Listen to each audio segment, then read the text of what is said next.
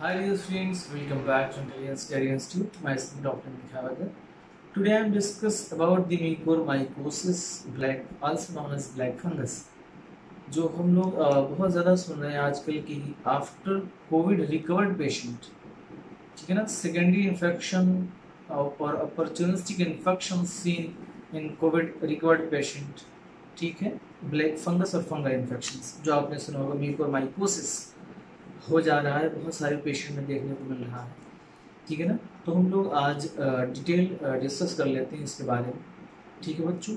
बहुत सारे बच्चों की कॉल भी आ रहे हैं कि सर क्या होता है क्या होता है, तो आप लोग जो है डिस्कस करते हैं आज। म्यूकोरमाइकोसिस, ठीक, म्यूकोरमाइकोसिस कहें, आपने सुना ही होगा नाम माइसिटीज का, है ना, पढ़ा होगा। म्यूकोरमाइकोसिस सबसे ज्यादा देखने को मिलता है, ठीक है ना। ये क्या है बच्चों? Group of mould. क्या है ये? Group of mould. मैंने आपको पढ़ाया था प्रीवियसली, इसको कहते थे हम लोग जाइगोमाइकोसिस। क्या कहते थे? प्रीवियसली नोन एज जाइगोमाइकोसिस, ठीक है ना। अब हम लोग क्या कहते हैं? Mucormycosis serious and rare fungal infection जो हमें देखने को मिल रहा है कोविड पेशेंट जो रिकवर हो चुके हैं पेशेंट, उसमें सबसे ज्यादा इन्फेक्शंस जो है जिसको हम लोग और also known as black fungus कहते हैं, ये देखने को मिल रहा है, ठीक है ना। 50% पेशेंट में फटल कंडीशन है बच्चों। फटल कंडीशन कितनी है? 50%। ऐसा नहीं है कि ये अभी देखने को मिल रहा है, ये पहले भी बीमारी होती थी।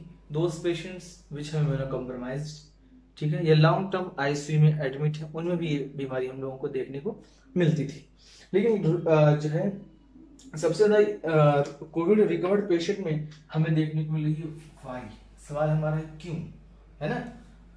तो होता क्या है बच्चों, और इसके सिम्टम्स क्या है मैं ये भी बता दे रहा हूँ। पहले चलिए सिम्टम्स पढ़ ले रहे हैं, पहले पढ़ लेते हैं वाई, ठीक है ना। वाई इट अकर, इस बार हम लोग सिम्टम्स पढ़ लेंगे कि कैसे आप लोगों को पता चल पाए कि ये वही है ना। होता क्या है बच्चों, हम लोग क्या करते हैं कि सबसे ज्यादा कोविड पेशेंट में जो स्टेरॉइड्स दी जाती हैं। क्या दी जा रही हैं? स्टेरॉइड्स। उनका ऑक्सीजन सेचुरेशन, स्टेरॉइड्स क्या है? एंटी इन्फ्लेमेटरी ड्रग्स होती हैं। उनका जो है सेचुरेशन से ऑक्सीजन लेवल कम हो रहा है, डेक्सा लगा दो, स्टेरॉइड्स लगा दो, उनका ऑक्सीजन लेवल मेंटेन हो जाता है। फिर गिर रहा है, कुछ देर बाद फिर लगा देते हैं।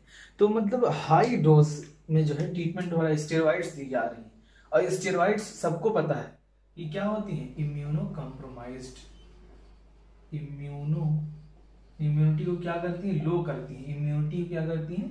लो करती है। इम्यूनो सप्रेसिव है, ठीक है। आपकी इम्यूनिटी को क्या करेगी? ये कम कर देगी।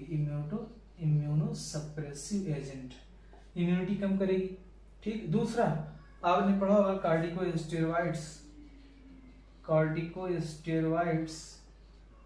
में ग्लूकोकॉर्टिकॉइड्स,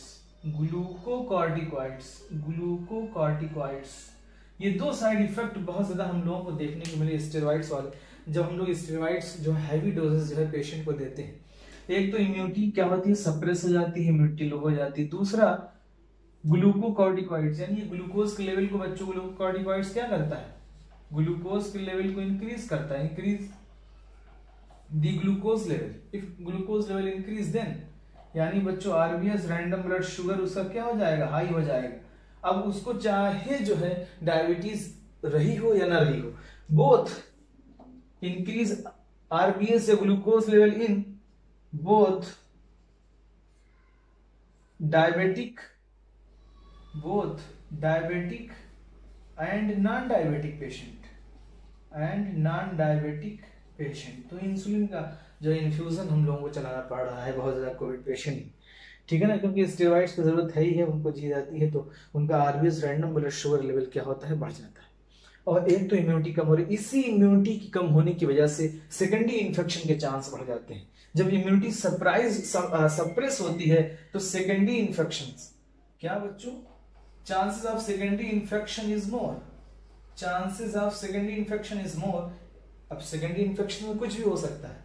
हो सकता है बैक्टीरियल हो बच्चों, बैक्टीरियल इन्फेक्शंस भी हो सकते हैं, वायरल भी हो सकते हैं, फंगल भी हो सकते हैं। क्या हो सकते हैं? Fungal. But in Covid recovered patient सबसे ज्यादा फंगल इन्फेक्शन जो हमें देखने को मिला। हमारे हॉस्पिटल के अंदर भी जो है म्यूकोमाइकोसिस के पेशेंट है। केजीएमयू में भी आपने सुना होगा, दिल्ली में भी आपने सुना होगा, है ना, मुंबई में भी आपने सुना होगा, हमारे हॉस्पिटल में खुद है। अब इसमें होता क्या है बच्चों, ये जो म्यूकर होता है, ठीक, करता क्या, ये सबसे पहले इसके स्पोर्स जो होते हैं बच्चों वो जमीन के अंदर, सॉइल के अंदर पाए जाते हैं, ठीक। स्पोर इंटर करते हैं नोज के अंदर, ठीक। नोज से बच्चों जब ये नोज के अंदर आते हैं तो नजल कंजेशन हो जाता है। क्या होता है? नजल कंजेशन, ठीक। या हम कहें साइनोसाइटिस हो जाती है, ठीक। साइनसेस ब्लॉक हो जाते हैं। क्या होते हैं? साइनस जो होते हैं वो ब्लॉक हो जाते हैं। तो जब साइनस ब्लॉक होंगे तो उसको हेडेक होगा। क्या होगा? हेडेक होगा, फीवर होता है, ठीक। अब यही नोज के थ्रू बच्चों ये हमारी आंखों में जाती है, आईज में। अगर ये आईज में जा रही बच्चों तो शुरुआती दौर में आपको वाटरी आई होगी। क्या होगा? वाटरी आई, ठीक। और क्या होगा? Blurring of vision. Blurring of vision, आपको चीजें जो है ब्लर दिखाई देंगी, ठीक।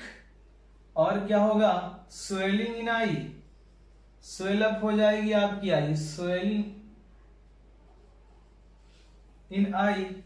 और लॉस ऑफ विजन, सबसे ज्यादा लॉस ऑफ विजन हो जाता है बच्चों, आंखों से कुछ दिखाई नहीं पड़ता है, ठीक। तो आंखें हमें क्या, लास्ट ट्रीटमेंट हमारा यही है कि सर्जरी, आंखें निकालनी पड़ती है।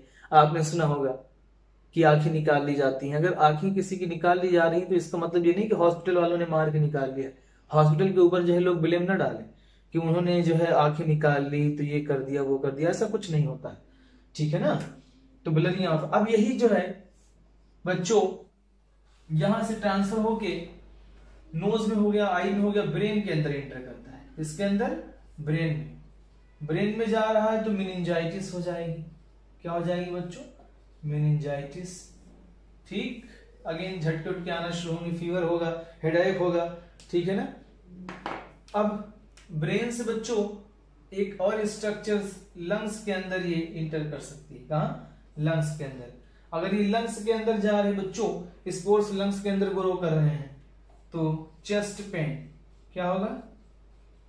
चेस्ट पेन होगा, आर रेस्पिरेटरी रेट बढ़ जाएगा, ठीक। और difficulty in breathing, difficulty in breathing, सांस लेने में जो है क्या होना शुरू हो जाएगी? दिक्कत, ठीक है ना, डिफिकल्टी इन ब्रीथिंग। और क्या होगा बच्चों? यानी ये सारी चीजें हमको देखने को पेशेंट में मिलेगी। कफ मिलेगा, ठीक है ना। और पैरालिसिस हो जाती है, swelling one side of the cheek, ठीक है ना। फेस में जो है swelling one side, face swelling one side of the cheek in the initial stage, ठीक। और पैरालिसिस हो जाएगी, मसल्स की पैरालिसिस हो जाती है, ठीक है ना। तो अर्ली अगर हम लोग डायग्नोस कर ले रहे हैं, अर्ली ट्रीटमेंट स्टार्ट कर दे रहे हैं तो कोई दिक्कत नहीं, पेशेंट को बचाया जा सकता है। 50% मोर्टेलिटी रेट होता है इसमें, ठीक है ना। 50% पेशेंट को हम लोग जो है रिकवर कर लेते हैं। और मोस्टली आईसीयू में हमारे यहाँ ज्यादातर पेशेंट को देखा हमने जो है, उसमें 2-4 पेशेंट थे ऐसे जिनको मुझे लग रहा था कि यह है, क्योंकि उनकी आंखों पे ब्लैक पट्टी लगा देते हैं, व्हाइट पट्टी, तो मुझे लगा कि इनको जो है हो चुका है। तो बहुत सारे केसेस के जिम्मे में भी देखिए 8 से 10 केस देखने को मिले। तो इसका इन्फेक्शन है, अगर किसी को भी हो रहा है, ये चीजें आप लोग याद रखिए, दूसरों को बता सकते हैं आप, ठीक है ना। अर्ली ट्रीटमेंट अगर हम लोग स्टार्ट कर दें, एंटी फंगल हम लोग ड्रग देंगे जिसमें जो है काफी हद तक ठीक हो जाएगा। लाइपोसोमल एम्फोटेरेसिन बी, लाइपोसोमल ये ड्रग है, लाइपोसोमल एम्फोटेरिसिन बी, ये दवा दी जा रही है। ठीक, सीरम इंस्टीट्यूट जो मुंबई की कंपनी है उन्होंने जो है बनाया है amphotericin, lysosomal amphotericin B. Okay बच्चों, बाय। लाइक करिए, कमेंट शेयर सब्सक्राइब करिए, लोगों तक पहुंचाइए। ठीक है ना। प्लीज जो है स्टे एट होम, सेफ रहिए, सुरक्षित रहिए, सावधानी बरतिए। ठीक है ना। अगर किसी को भी पेशेंट रिकवर हो चुके हैं तो उन पर ध्यान रखा जाए कि उनकी इम्यूनिटी को बढ़ाया जाए, उन्हें डाइट भी इम्प्रूव की जाए, हाई प्रोटीनेशियस डाइट दी जाए, एग खिलाया जाए। ठीक है ना, जिससे उनकी इम्यूनिटी क्या हो, काफी स्ट्रांग हो जाए और उनको ये इन्फेक्शंस, अपॉर्चुनिस्टिक इन्फेक्शन हो, सेकेंडरी इन्फेक्शंस के चांस क्या हो, कम हो।